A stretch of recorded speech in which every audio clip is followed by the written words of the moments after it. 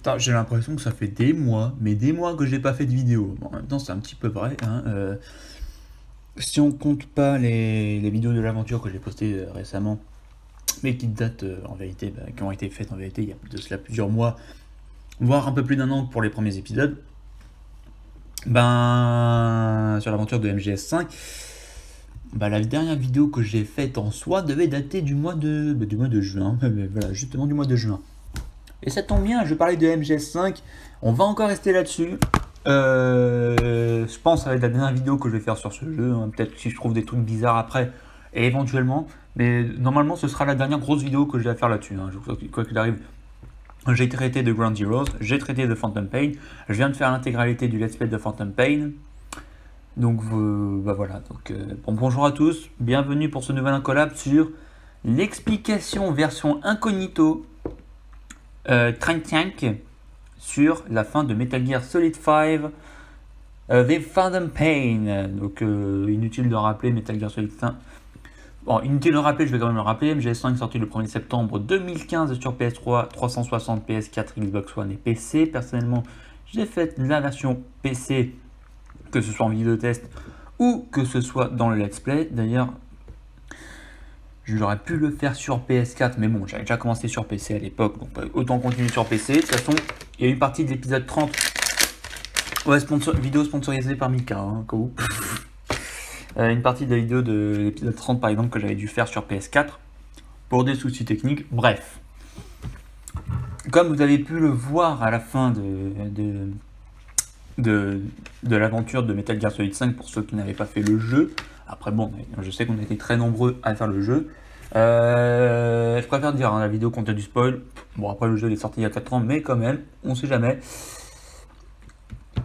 En fait, à la fin, la dernière mission de Metal Gear Solid 5 The Phantom Pain est la même mission que la toute première en fait, la mission sortie de l'hôpital. Voilà, l'objectif est le même, les cinématiques sont strictement les mêmes à une exception près lorsqu'on regarde les photos souvenirs dans l'hôpital. Mais mis à part cette exception-là, il s'agit exactement de la même mission. C'est après la fin de la mission que nous avons toutes les explications nécessaires. En fait, pour ceux qui n'auraient pas compris, même si bon, ça a été assez clairement expliqué, le personnage de Snake que nous dirigeons depuis le début du jeu n'a jamais été Big Boss. Mais jamais été Big Boss. Voilà, Big Boss, en fait, c'était celui qui se faisait nommer Ishmael. Ishmael qui était l'individu au visage bandé qui nous a permis de nous échapper de l'hôpital, en fait.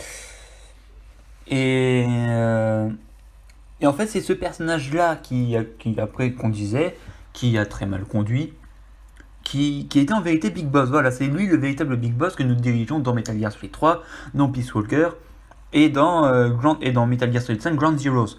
Voilà, lui c'est Big Boss, lui c'est le véritable personnage de Big Boss. Nous, pendant ce temps-là, nous dirigeons le personnage de Venom Snake, qui est quelqu'un d'autre. Qui est cette personne Venom Snake, donc le faux Big Boss, est en vérité le médecin. Le médecin était une personne qui travaillait dans l'équipe médecine de Militaires Sans Frontières. Donc c'était une personne lambda, sans histoire, sans histoire particulière. Donc c'était quelqu'un qui était enrôlé dans la MSF. Et qui du coup, étant donné qu'il a pu survivre en se prenant tous les dégâts à la place de Big Boss, il a réussi à prendre sa place. Et grâce à Ocelot et à une équipe médicale, ils ont réussi à transplanter toutes les données des missions effectuées par Big Boss dans la mémoire et dans la conscience de ce qui allait devenir Venom Snake, et pour qu'il puisse prendre à la perfection le rôle de Big Boss. Mais c'était, on aurait pu trouver ça un petit peu prévisible dans le sens où il y a eu certains détails qui le montraient depuis le début qu'on n'avait pas affaire à Big Boss. Certains détails qui montraient depuis le début que nous n'avions pas affaire à Big Boss. Ces détails, je pense qu'il y en a 3. Premier détail, à chaque fois que nous commençons une mission principale, On a, comment dire, le générique du début, on nous affiche les personnages qui vont devoir intervenir, les intervenants. On voit par exemple intervenant Revolver Ocelot, Kazuhira Miller, les Force XOF, Skullface, des trucs comme ça. Et à chaque fois que nous dirigeons Venom Snake, il est marqué aussi Venom Snake. Mais par exemple, comme on voit dans la mission 50, il y a marqué Venom Snake, et après, il y a marqué Big Boss. Donc voilà, c'est le genre de détail qui dit que voilà, Big Boss et Venom Snake sont deux personnages différents.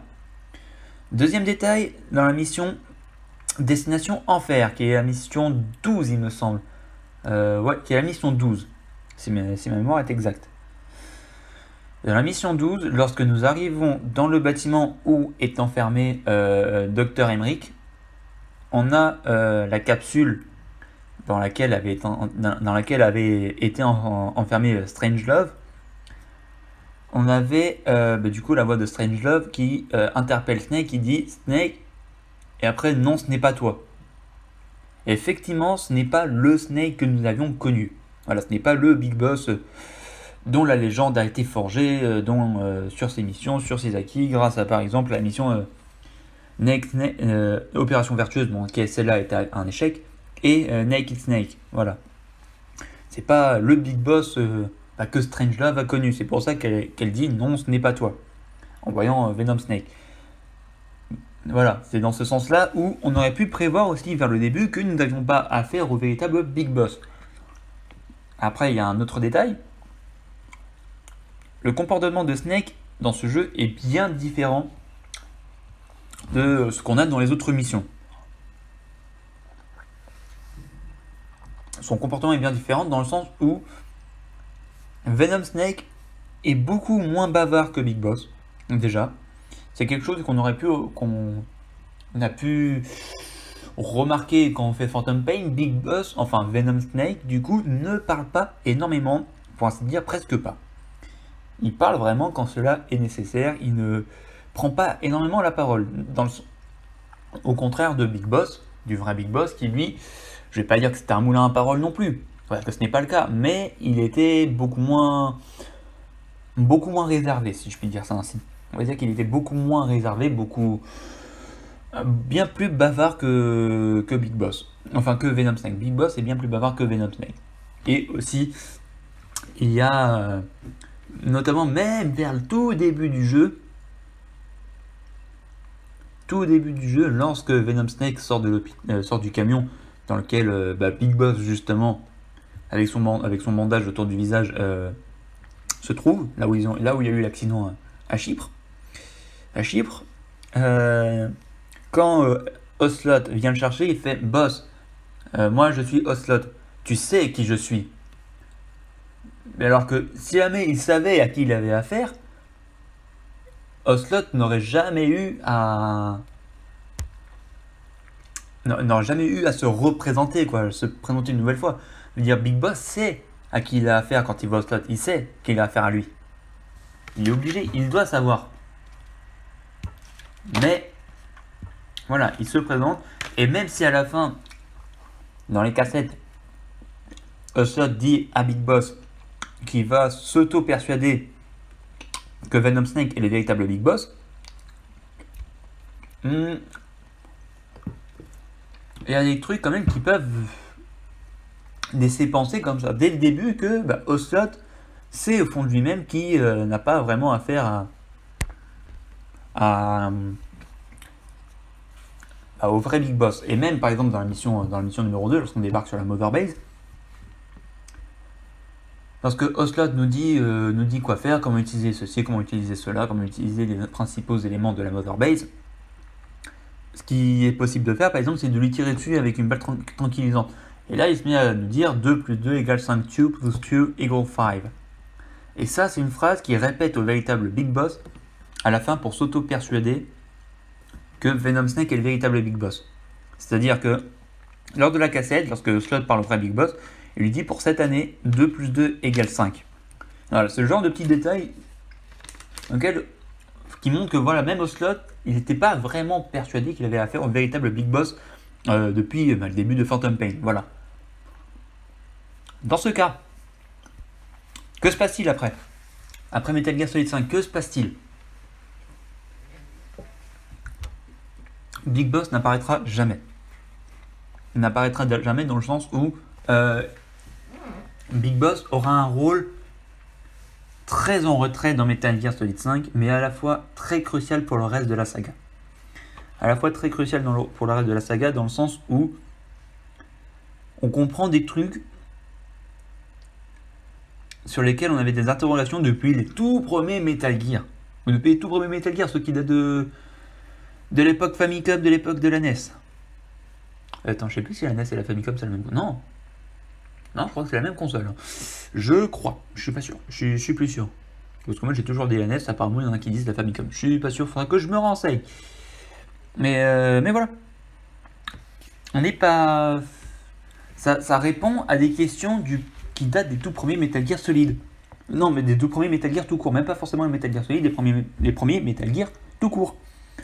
Notamment, pourquoi dans Metal Gear 1, lorsque Big Boss meurt, réapparaît dans le deuxième. Eh ben tout simplement. Voici ce qui s'est passé. En 1984, Big Boss et Venom Snake se réveillent. Big Boss prend l'apparence de Venom Snake et Venom Snake prend l'apparence de Big Boss. Du coup, Big Boss, le vrai Big Boss, il se casse aux États-Unis. Il prend la tête de Foxhound et il réussit à créer Outer Heaven. Il réussit à créer Outer Heaven à Zanzibar. Voilà, Zanzibar, là où il y a eu les événements du premier Metal Gear, si je ne m'abuse. Pendant ce temps-là, Venom Snake a continué son rôle de parfait mercenaire, de parfaite couverture, en effectuant les missions sous le nom de Big Boss. Voilà. Il faisait passer pour le vrai Big Boss et du coup toutes les critiques et toutes les menaces, c'est lui qui s'en prenait plein la gueule. Big Boss a, pour ainsi dire, fui les conflits, il a fui sa réputation. Et il a laissé quelqu'un tout se prendre pour lui. Voilà, il a utilisé quelqu'un comme bouclier. Big Boss a utilisé quelqu'un comme bouclier. Enfin, il n'était pas forcément conscient, mais il n'a émis quasiment aucune opposition. Voilà. Big Boss n'a émis aucune opposition au fait que le meilleur soldat de Militaires sans frontières prenne sa place jusqu'à la mort. Donc voilà. Et pendant ce temps-là, Big Boss a créé Outer Heaven. Et ce qui se passe, c'est que Big Boss rappelle Venom Snake et lui demande de prendre sa place à Zanzibar, ce qui fait que ce sera contre Venom Snake que Solid Snake se battra dans Metal Gear 1. Voilà. Et du coup, dans Metal Gear 1, lorsque Big Boss meurt, le personnage en soi meurt vraiment, mais il s'agit de Venom Snake qui meurt. Voilà. Et voilà pourquoi Big Boss réapparaît dans Metal Gear 2. Parce que lui, en fait, il n'a jamais été concerné par les événements de Metal Gear 1. Enfin, pas directement, il n'a pas été sur le terrain. Voilà. En gros, c'est ce qui s'est passé, en fait, après la fin de Metal Gear Solid 5. C'est que Metal Gear 1, c'était Venom Snake le méchant. Metal Gear 2, ça a été le véritable Big Boss, le méchant, qui est réapparu. Cette fois-ci. Et c'est pour ça que, Big Boss dit à Snake avant de mourir que ils ont un lien de parenté. Qui disent qu'ils ont un lien de parenté entre eux, que Big Boss est le père de Solid Snake.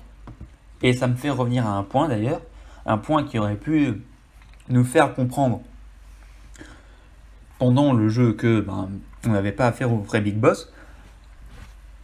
Eli, ou Eli, enfin appelez-le comme vous voulez, qui est Liquid Snake. Voilà, lui c'est Liquid Snake. Il n'y a aucun doute là-dessus, on sait que c'est lui. Tout concorde, et il s'agit réellement de lui. Il s'agit réellement de lui, d'ailleurs dans la mission 51 qui a été, on va dire, inachevée, à laquelle nous n'avons pas accès, les cinématiques de fin montrent que Liquid Snake est infecté par les mutations de la Wolbachia, Du coup, il doit se faire déglinguer. Sauf que grâce à Psychomantis, qui est le troisième enfant, l'enfant qui flotte, lui c'est Psychomantis, eh ben, lui il réussit à ôter la maladie à Liquid Snake et après ils s'enfuient ensemble. Mais Liquid Snake avait reconnu Snake et il faisait que de l'appeler papa, père, je vais te massacrer, père et tout ça pour ce que tu m'as fait. Il y a les analyses ADN et Venom Snake n'est pas le père de Liquid. Oui, c'est normal. Les tests ADN ne concordent pas. C'est normal. Parce que Venom Snake n'est pas Big Boss. Voilà, donc ça explique cela aussi. Maintenant, Venom Snake, il a pris le rôle de Big Boss, il a tout encaissé pour lui, pour sa pomme, jusqu'à la mort dans Metal Gear 1. Quant à Big Boss, il a complètement tourné le dos à ses principes, en laissant quelqu'un prendre sa place, tout ça pour pouvoir créer une nation dans laquelle les soldats auraient leur place, leur importance. Lui, son objectif était de créer une économie de guerre. Ce qui a abouti à Metal Gear Solid 4 et ce qui a abouti forcément à sa mort à la fin, ayant succombé du Fox Die à la fin de MGS4. En gros, pour moi c'est ce qui s'est passé. Il y a forcément des détails qui peuvent échapper. Mais pour moi, c'est l'explication la plus plausible que j'ai pu trouver à la fin. Voilà, la légende de Big Boss, c'est créé sur le personnage de Snake tel que nous le connaissions dans Ground Zeroes, dans Peace Walker, dans MGS3. On peut dire que lui a été le véritable Big Boss, c'est lui qui a été le vrai Big Boss au début, mais le fait qu'il tourne le dos au monde, le fait qu'il vende tout, tout ce qui constituait sa légende juste pour pouvoir avoir la paix, et le fait que Venom Snake doive tout endosser pour lui, fait que Venom Snake est plus légitime par la suite de porter le titre de Big Boss. Du coup, le vrai Big Boss, c'est lequel ? Lequel des deux pourrait être le vrai Big Boss entre Snake et Venom ? Parce que Venom a mieux porté ce fardeau. Il a porté ce fardeau jusqu'à sa mort. Tandis que Snake, lui, a complètement tourné le dos. Il a totalement abandonné son titre de Big Boss, alors que c'était lui le véritable Big Boss original au début. Malgré ça, je continue de penser que c'est lui, le Snake de MGS3, qui était le vrai Big Boss. Je continue à le penser parce que la réputation de Big Boss ne s'est pas réellement forgée sur la suite. Sur la suite de la vie de Venom Snake, mais c'est plus basé sur les actions du commandant de Foxhound, donc du Big Boss original, du Big Boss premier du nom. Malgré ça, malgré le fait qu'il ait totalement tourné le dos et que Venom Snake ait mieux porté le titre que lui, je continue de penser qu'il mérite mieux ce titre, parce que c'est avec ses actions de l'opération Naked Snake que ce titre lui revient de droit, et il a effectué... c'est sur ça que c'est posé sa réputation, quoi. Donc la réputation ne s'est pas posée sur des missions d'un mercenaire de Diamond Dogs, mais sur un employé de la CIA qui est devenu le créateur des Militaires sans frontières. Voilà. Pour moi, Big Boss reste quand même celui-là, même si, comme il le dit lui-même, Big Boss, c'est nous deux, c'est toi, c'est moi, quand il envoie la cassette à Venom Snake. Voilà. C'est ainsi que s'achève mon explication, ma théorie, ma pensée sur la fin de Metal Gear Solid 5. C'est pour ça que je trouve qu'on a eu affaire à une des meilleures fins de tout le jeu vidéo confondu. Tout simplement parce que ça montre que on s'est fait berner depuis le début, pendant des dizaines d'heures. Et le pire, c'est qu'on avait des éléments qui permettaient de le comprendre juste sous notre nez. On pouvait le savoir dès le début qu'on allait se faire berner. Voilà. Et c'est sur cela que je vous quitte, et que je vous remercie de votre écoute, et que je vous dis salut, et que je vous dis à la prochaine. Ciao.